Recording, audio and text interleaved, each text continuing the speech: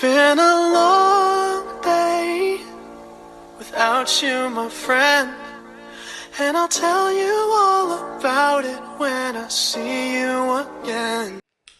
What's up, guys? It's Nita and I am back with another video, except this one's gonna be a little bit different. I have a story time for you guys, and if you're new here, make sure you subscribe. If you're not, welcome back, family. Please be sure to give this video a big fat thumbs up, and also make sure that you subscribe again. So y'all, this is kind of going to be a little bit of an emotional story time for me. Where do I start? Let's go back to 2006. So 2006, I was attending Urban Middle School. We were going to Urban from my aunt's house. And I remember it was one day we were there for a long time, I would say. Usually my mom would get off at like around 5, something like that. And my dad probably would get off, well, he would go from 3 to 11 at night. So we never got picked up by him, but you know, we would wait for my mother to come pick us up. So it got to be around like 7 o'clock, something weird time that never passed by without our mom coming to pick us up. So I kind of asked my aunt, no, at that point in time, me and my cousin were into it, and we, like, I don't know, it was like an argument, something stupid. And my auntie made a comment, and I can't remember the exact comment, but I remember it referencing, like, people are going through so much, y'all need to get it together, something like that. And so I promised myself I was not gonna cry. So anyway, back to the video. I remember my aunt saying, like, I asked her, I was like, where's my mom? You know, where's she at? Like, she usually is here by now. Like, what's going on? By that time, I was in the 7th grade, I think.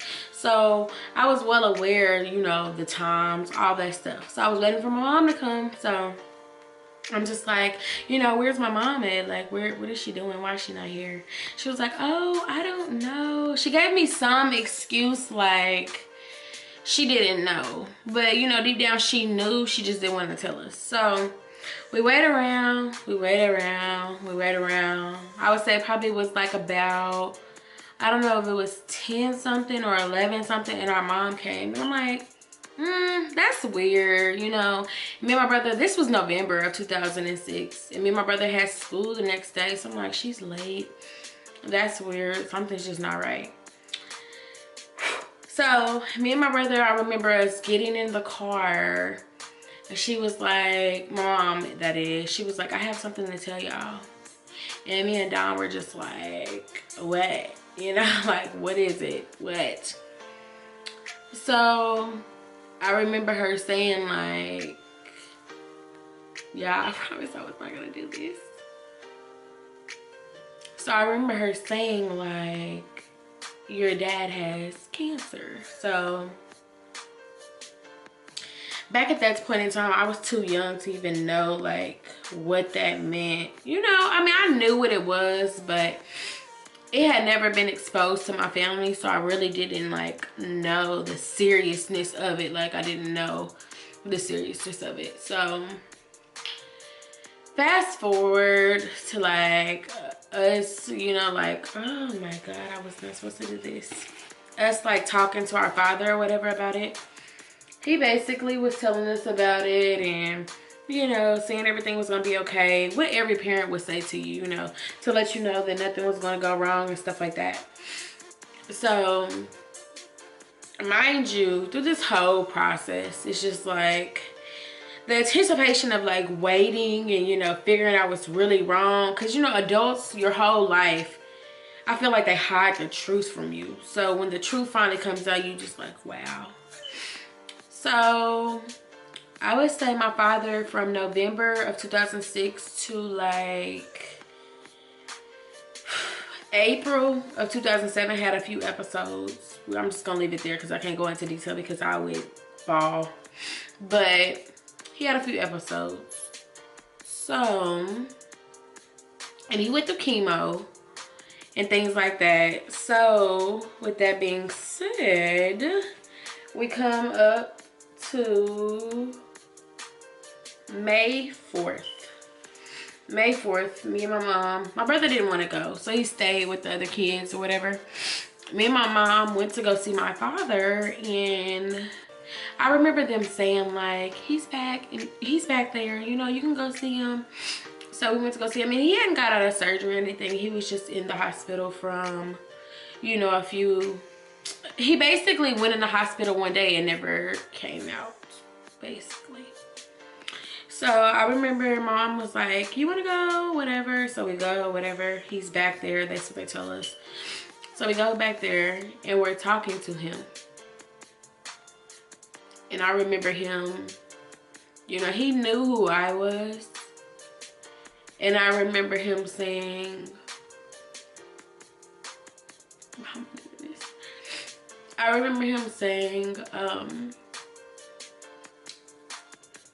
he asked my mom, like he looked at my mom and he was like, where's my wife? And my mom was like, what do you mean? Like, you know, at that point in time, she was like, just shocked, like.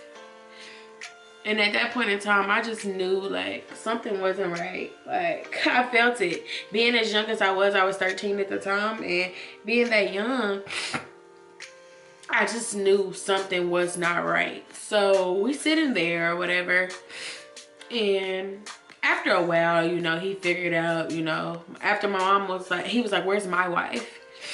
And my mom was like, I'm here, Don, like, I'm your wife, you know. And then he even came back once and was like, no, my wife.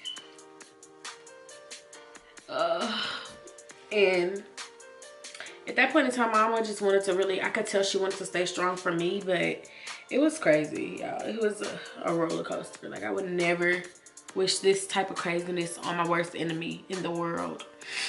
And so after that, I would say May 5th. That's when everything happened, like the whole 9 yards. So I remember at that time, we stayed all night with my aunt. This was May 5th, the exact day, May 5th, 2007. We stayed all night with my aunt, and she was like, you know, I want some new decorations in this house. And so at that point in time, my aunt was addicted to Gormans. She was, I don't know if you all have Gormans around you all, but now they're foreclosed, I think, or they closed or something like that. So my aunt was like, let's go to Gormans. So I'm like, okay, let's go. Me, my grandmother, my brother, my cousin Bon, and my aunt, we all go to Gormans. So we walk, I remember everything so vividly. Like, we're walking around Gormans, and my aunt got a call from my mom. And my aunt was like, she made a reference like, I remember her answering the phone, and she's like, hello. And she was like, hey, Merle. And then my mama was like, I don't know what she said, but she had to say something in regards to it's time. Yeah, because my aunt was like, time for what? And then my aunt was like, okay, well, we're on our way. And I remember leaving Gorman's, and I remember us, you know, going to the hospital, basically. I mean, and that, I mean, pretty much that was basically the last day, you know. So it was the last day of my father being alive. My dad died on May 5th, 2007. So we get to the hospital, you know, all the family's there, basically. Everyone's there, standing around, waiting, talking, you know, whatever they're doing. And I just remember going into the room. He was mute. He couldn't talk. He was mute. So basically, after a certain point in time in cancer, it attacks the body so much that they don't speak. So at this point in time, he didn't speak. And so after that, basically we sat there, you know, because they were like, basically in cancer, after a while they tell you, you know, there's nothing else we can do. So we sat there, sitting there for a while, you know. I don't know if I want to say it was hours, but you know, after a while more people come in, more people come to see him, things like that. The only time he made noise is like when you adjusted him, like we make sure his pillows were propped up and things like that, just to make sure he was comfortable, you know. And so I'm sitting there and I'm holding his hand, and I remember hearing the machine flatline. So still sitting there, y'all, still sitting there. The machine flatlines. So after that, y'all, when I tell y'all, so the craziest stuff happened. Like the machine flatline, and then it jumped back on. Flatline, jump back on. Flatline, jump back on. Like it was crazy. And I remember my mama was like, you know, Dawn, go. You know, you need to rest, you need to relax, you know, you need to be free of this, you know. And at the time, you know, being 13, you don't know that he's like suffering. You don't really, I mean, I knew, but I didn't know he was suffering as much as he was. Now that I'm this old, like I know. But, you know, I'm telling her like, no, what are you saying? Like, don't say that. Don't say that. But, you know, it's too late. So, after that, we left the hospital. I think I sat on that like in my aunt's house.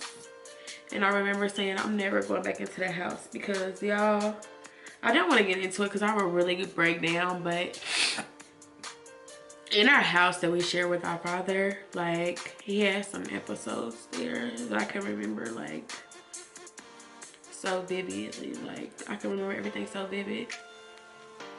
Like, so I don't want to get into that stuff because that was our, like, private times in our life that we share with him. But yeah, so that happens. Mind y'all, this is a spin-off of the story. So my father had another son before he met my mom. And so my mom, you know, basically, I'm not gonna say she made him step up to the plate. With any woman being with a man that has a kid, that basically, you know, I'm not gonna say he wasn't there for him, because in the beginning, I don't know if he knew that that was his kid, but my daddy was skeptical about, the baby mama was shady. Let's just say that. And what it was that once my daddy did get in this man's life, you know, my daddy would do stuff for him, do everything for him that a father would do, whatever, you know. Mind y'all, this man is like 30 now in 2017. I'm 24. He's like 36, I want to say, maybe 36, something like that. I don't know. Whatever. He's 36. He's my dad's son. So my dad died in 2007, y'all. 2007. Back when my daddy's son had a daughter and she passed away from SIDS. God rest her soul, Trinity. God rest her soul, baby. But she passed away from SIDS. I remember going to the funeral, you know. This was when my dad was alive. I remember going to the funeral. All of that. My brother, my daddy, everybody was cool then. Cool. Then one day, he disappeared. My brother, he disappeared and nobody knew where he was. Well, we couldn't contact him. We only know so much information. We can't go off of, you know, just anything. So we can't contact him at all. You disappeared off the face of the earth and you didn't think to come running here, nothing, you know. You just disappeared. So basically, And then what made it even worse was that you, at that point in time, you was acting like you didn't want a relationship with my father. So y'all, let's speed back forward to May 5th. I don't know how, I don't know when. I was too focused on my daddy, but I don't know how or when he came back to Kansas City, but he did. So my daddy is like,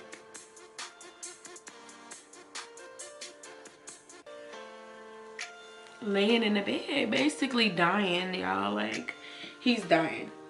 So he's laying in the bed, he's dying, and this sun pops up. And I'm like, I'm thinking in my head, like, where were you when he wanted, you know?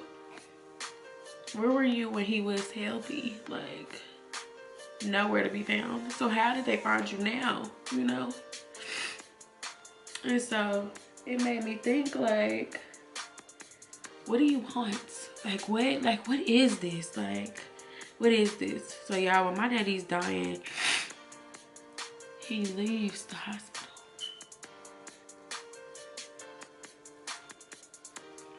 People wonder a lot about why, you know, I don't fool with him. Cause honestly, y'all, that is, honestly, I get it. It's my brother, whatever. It's my daddy's son, whatever. But the way that you dog my father out, like, I could never be there for you. Like, I could never be cool with you. And y'all, I get it. I'm stubborn. But I could never be cool with you. I could never forgive you. I could never do none of that.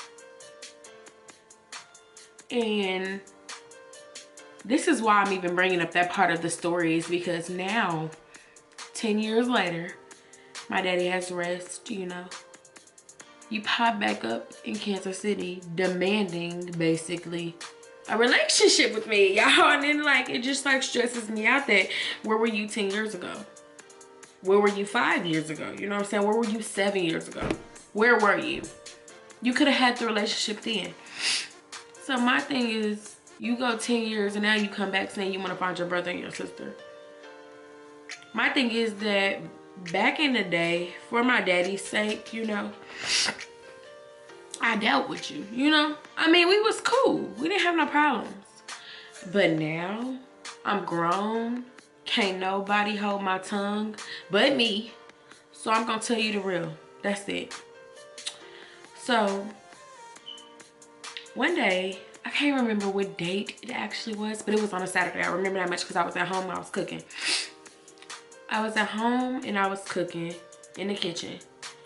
And I remember being on the phone with Megan, and I'm like, my auntie just called me. That's weird because I don't never talk to her. Maybe something bad happened. Let me call her to make sure everything's okay. You know, and I'm going to call you back. So I call her. You know, I'm like, hey. She's like, hey, Nita, this your auntie, Bobby. I'm like, hi. And she's like, your brother Mario wants to speak with you. Do you want to speak with him? Hold on. Y'all, this lady didn't give me no opportunity to even say yes or no. She just thought she was gonna put him on the phone. So me being me, I had a devil here saying cuss his ass out, like dog him to the fucking floor. And I was like, you know what? And then I had somebody on my shoulder here saying just hang up, Shanita, because right now, you know, things are going good for you. Just hang up. So I do what this shoulder tells me and I just hang up. So I remember texting her, you know what, I don't want to say the wrong thing because, you know, people love when you say the wrong thing. So let me just make sure I get on here and figure out exactly what I said verbatim, because it wasn't that long ago. And I know, like, I didn't say nothing to dog him or nothing, but I was just like, you know, basically I was like, I wasn't having it. I'm not about to. Dang, I don't even know if the message is still here. There it is. Okay. So I wrote her and said, I'm cool on that, auntie. She wrote me back and said, okay, niece. So a little bit later, he basically has a Facebook, but we're not friends. So you know how you can send somebody a message request? He sends me a message request, y'all. You know what he said? He said, what did he say? He said, little B, I'm cool on YouTube. I just will fool with my brother. Some. Ugh, cry me a fucking river. I don't give a fuck. So then he calls my mom. No. My mom calls him after I told my mom. I was like, he called me a B. He called me a B. Like, I'm about to pop off. He called me a B. So mama calls them. They talking, whatever the case may be. Then the next day, no, that night, I said, I'm a little B because I don't want to F with my daddy's son, basically. So here come Big Bad Wolf. You know, somebody out of the family gotta take one for the team. So here comes Big Bad Wolf, Chris, in my family. He jumps on my thing calling me a punk B, a hoe. Y'all don't know me from a can of paint. The only time I come around is when something's going on. If it's a holiday, if it's a birthday, if it's something like that. That's the only time I really come around. Like, I don't come around all the time at all. And my thing is, everybody's forcing me to have a relationship with him. No. My thing is, why wasn't y'all forcing this relationship with him and my daddy? But y'all want to force this relationship with me? I'm not having it. So, a public service announcement. Anybody watching this, if you're part of my family, don't force the relationship. It's not going to happen. Period. I'm grown. I don't need nobody to force nothing for me. If it ain't going to happen, it ain't going to happen. And it ain't going to happen unless I make it happen. Because he's willing to have a relationship with me. I'm the one not willing to have a relationship with him. So stop trying to make it happen. Period. But anyway, that is going to be the end of my story time, guys. I got through that. Thank God. If you guys like this story time, please give it a fat thumbs up. If you are new to my channel, please be sure to subscribe. And if you're an old subscriber in the Nita Gang world, I still love you. Thank you for supporting me. Well, that's all, guys. You guys have a good night. Thank you for watching. Bye.